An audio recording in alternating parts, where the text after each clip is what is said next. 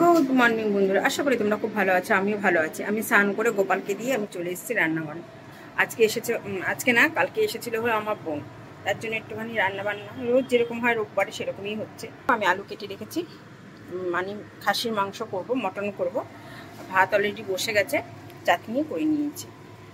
আর ব্যাপারটা হলো, আমি বাজার আনতে পাঠিয়েছি হলো মানে শুধু মটনটা আনার জন্য। বাজার অলরেডি করা হয়ে গেছে, শুধু কাটা হয়ে গেছে। শুধু মটনটা আনতে পাঠিয়েছি আমার বোনকে আর আমার মেয়েকে।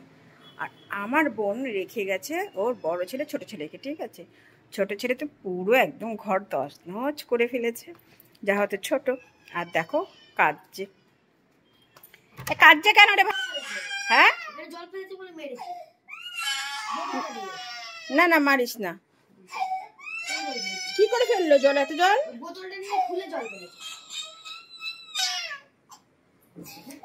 হ্যাঁ, মারিস না। আসো আসো আসো, দেখো দুটোকে রেখে গেছে।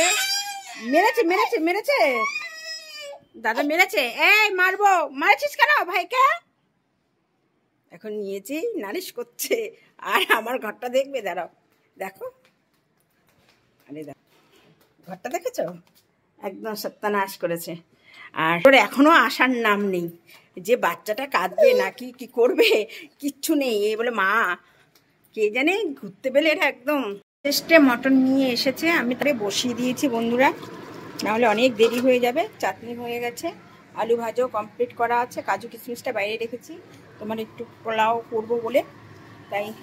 আর এই যে ওর ছেলের জন্য ডাল মেটে দিয়ে দিয়েছি।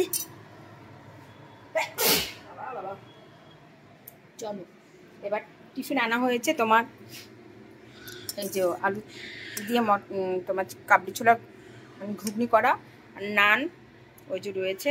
এবারে এখনো খাওয়া হয়নি, 12টা বাজতে যায় প্রায়। রোববার হলে অনেক দেরি হয়ে যায়। চলো রান্নাটা এবার আস্তে আস্তে যাই হোক। চলো দুপুরবেলা খাওয়া এসেছি, আজকে রোববার বলে প্রচুর প্রচুর দেরি হয়ে গেছে।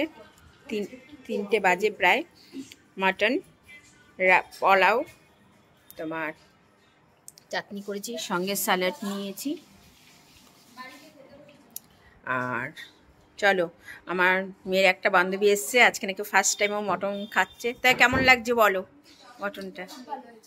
ঠিক আছে, ও কোনোদিন বলে মটন খাইনি, আমিও দিলাম।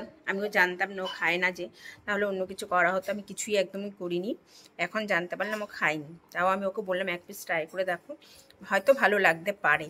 ও বলছে না, খুব ভালো খেয়েছি, মানে ভালো হয়েছে। যাই হোক, ভালো লাগে। তো চলো আমরা সব খাওয়া দাওয়া আজকের জন্য না, দেখো আজকে কতজন বসেছি, সব মেজেতেই বসেছি আজকে, ডাইনিং টেবিলে একদম বসিনি। আর টি টেবিলটাও আজকে ফাঁকা, আমার জন্য কাঁদছে।